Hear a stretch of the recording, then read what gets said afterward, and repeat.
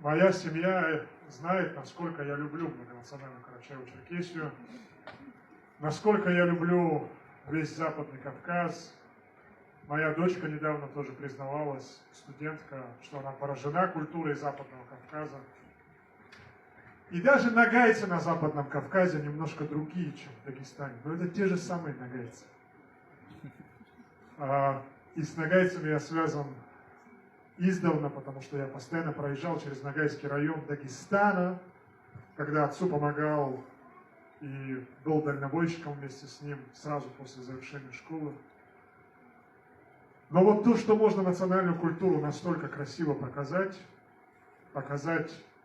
доступным для современного поколения языком, да еще и выставить этот фильм в широкий прокат и популяризировать свою культуру на огромное количество народов России и поднять гордость сынов своей земли, дочерей своей земли за свою родную культуру, настолько красиво показаны, настолько красивые, достойные образы, один Атай чего стоит.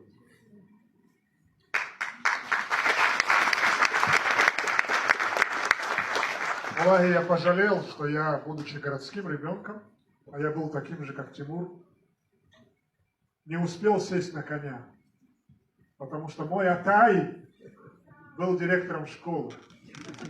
Ходил в галстуке, в пиджаке, лошадьми не занимался, но я искренне хочу, чтобы у моих сыновей Атай тоже посадил их на коней. Искренне благодарю вас.